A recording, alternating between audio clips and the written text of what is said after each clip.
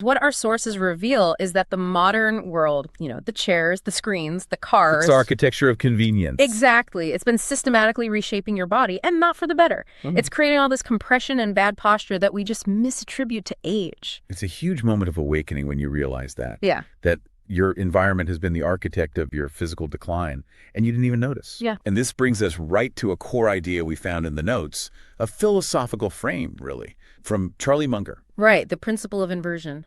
Munger taught that if you want to solve a really complex problem, sometimes the best way is to invert it. Look at what you don't want to happen. Precisely. And then just figure out how to avoid that. So we look at the modern body's decline, the stiffness, the pain, all that compression. It's mostly the result of ignoring our body's first principles. Okay, so if the core problem of the modern body is that constant downward compression from gravity, yeah, and just being immobile, then the solution is the simplest inversion you can imagine. It's the dead hang. You're meeting gravity from above. Instead of all these complex, high-tech fixes, we're just going back to the most basic, evolved movement pattern to undo all that damage. Okay, so let's unpack that. This hidden collapse.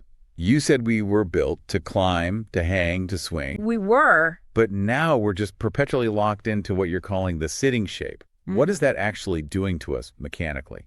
It's a slow mechanical implosion, and it's disguised as normal life. I mean, think about it. When you sit, your hips are flexed, your shoulders roll in. Your head drifts forward. Right. And your spine is locked into this non-ideal C-curve. Your lats, your pecs, they get chronically short, and they just pull your whole posture into a round. Every single hour you spend in that shape is an hour your body is molding itself to the chair. And gravity is the silent partner in all this, right? Yeah. You're just cementing that posture in place. It's the architect constantly pressing down on your entire structure.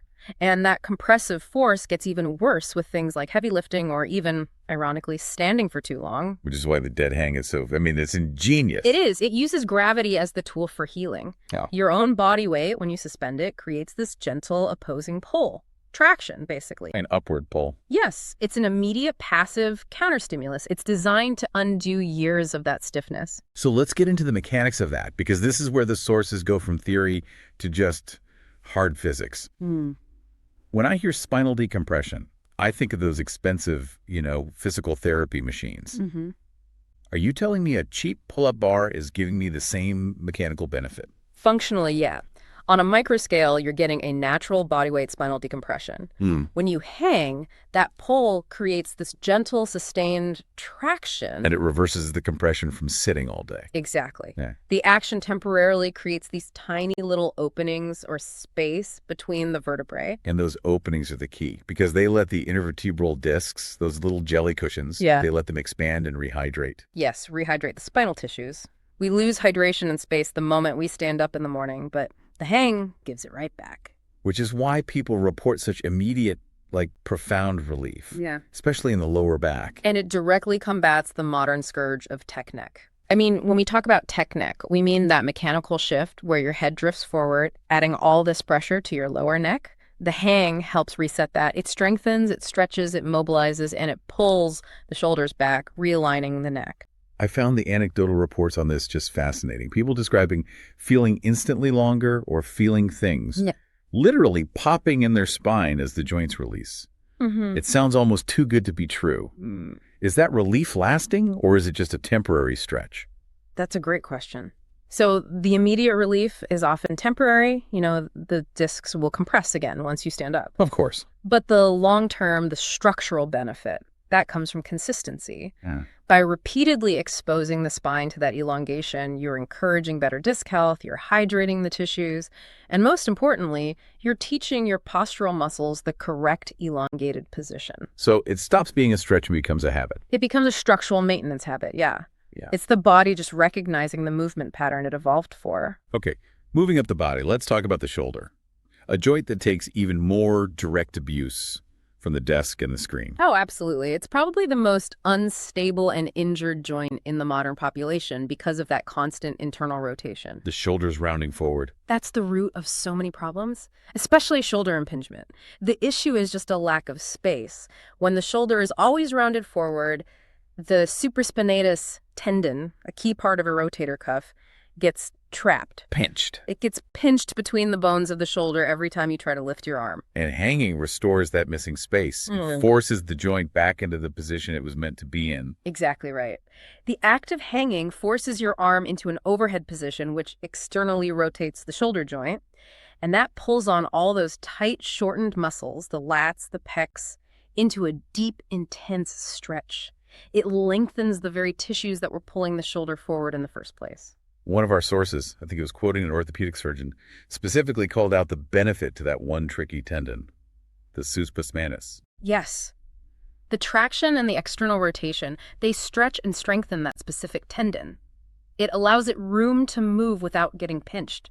So you're correcting the root mechanical cause of the pain. And the traction doesn't just stop at the shoulder, does it? It goes down the whole chain. Oh, it benefits the entire kinetic chain right down to your hands. Wow. The gentle, sustained pull across the wrists, the elbows, the shoulders, it encourages something called synovial fluid circulation. The natural oil for your joints. Think of it exactly like that, yeah. It nourishes the cartilage, keeps everything moving smoothly.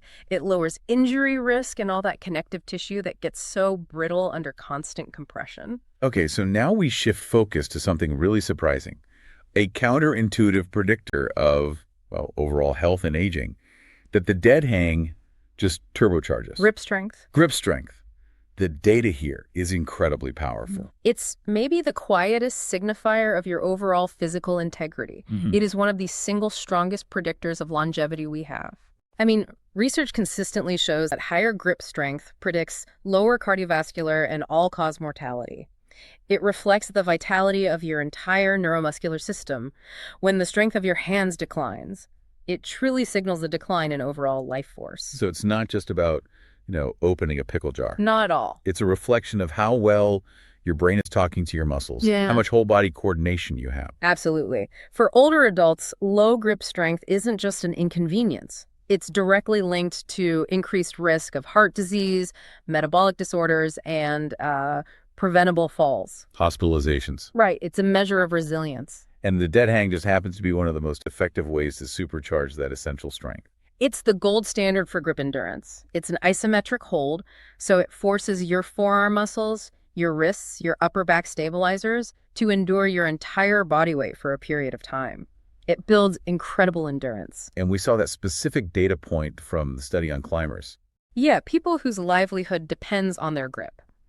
An 8-week program of intermittent dead hangs resulted in a 45% increase in grip endurance. A 45% increase in just 8 weeks. That's staggering.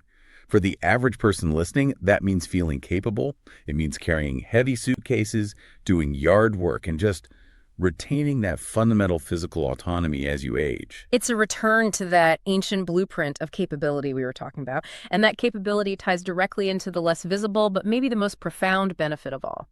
The nervous system reset. Hanging is often described as a moving meditation, which sounds like a contradiction for such an intense activity. Yeah. How is it both physically demanding and psychologically calming? Well, when you hang, you activate stretch receptors all through your upper body, and they send calming signals to the brain. Crucially, it engages the parasympathetic nervous system, our rest and digest mode. So it's actively calming you down. Yes.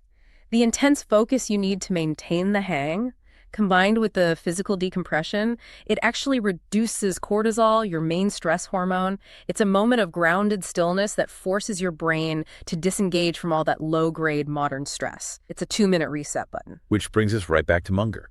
We have this profound, free, accessible, primal movement that corrects all these mechanical flaws of modern life. Yeah. So why isn't this the first thing every doctor and physical therapist recommends? Why is it hidden? It's the Munger concept of incentive blindness in stark reality. The dead hang is just. It's too effective and too straightforward to sell. There's no money in it. None. The current system, the wellness industry, chronic pain management, it rewards complexity and expense. No one can brand the dead hang or monetize it or build a business model around a $30 piece of metal you put in a doorway. So the incentives are just fundamentally misaligned. The system rewards selling expensive ergonomic chairs, complicated therapies, specialized gym equipment. Ongoing chronic professional intervention, precisely. The solution has to be complex and expensive for the industry to make a profit. Ah. And understanding that incentive blindness, it explains why the most obvious, simple, biologically truthful solution just stays hidden in plain sight. We are conditioned to believe that if a solution is free and simple, it can't possibly be effective. And the true gift of recognizing this non-monetizable movement then, is a return to autonomy. That's the ultimate transformation. When you commit to simple movements like this every day, you stop outsourcing your body to professionals. You stop believing that narrative that you're fragile or broken. Right. You realize your body has this incredible capacity for self-correction through simple, consistent movement. You feel capable, independent, sovereign over your own physical state. That sense of physical sovereignty is an incredible goal. Let's make sure everyone listening has the practical tools to start. For anyone looking to start dead hanging, what does proper form and progression look like? Yeah. Okay, first thing is security. Find a solid bar, a sturdy tree branch, rings, whatever. But do not jump up to grab it. Ah, good point. That could strain the shoulder. Big time. Always use a step or a bench to line up your grip safely. And the grip itself. You want a full overhand grip, so palms facing away from you, with your hands about shoulder width apart. As you hang, keep your arms straight. And, crucially, engage your core. Like a hanging plank. That's a great way to think of it. Squeeze your glutes and quads a little to prevent swinging and keep your body aligned. What's a realistic goal for a beginner? I mean, a minute sounds impossible at first. Oh, for sure. The ultimate goal is to accumulate 1 to 2 minutes of total hanging time throughout the day. You don't do it all at once. Broken up into sets. Exactly. If you're starting out, try 3 to 5 sets of just 10 seconds. If even 10 seconds is too much, do assisted hangs. Keep your feet on the ground or on a box and just deload some of your weight. The point is consistency, not intensity. And we also saw a distinction between a passive and an active hang. What's the difference? Right. The passive hang, or a true dead hang, is when you completely relax your shoulders. You let them shrug up toward your ears. This is the one that maximizes the spinal decompression and the stretch for the lats and pecs. Okay. The active hang requires engagement. You actively pull your shoulder blades down away from your ears. You depress the scapula. This is the version you use to build foundational strength for things like pull-ups. And of course, a necessary word of caution. Always. Honor your joints. If you have an acute shoulder injury, severe arthritis, or serious spinal issues, talk to a professional first. Discomfort in your grip or forearms is normal. That's just strength building. But sharp shooting pain in the joints, that is a signal to stop immediately. This has been a truly illuminating deep dive, into the simple power of a movement that's just built into our physiology. We've covered spinal decompression, joint lubrication, that surprising link to longevity with grip strength. And that nervous system reset. And the nervous system reset. It all just keeps circling back to that Munger insight, doesn't it? About simplicity and incentives. It does. And it offers a huge lesson for anyone seeking better health. And maybe that's the final thought to leave you with.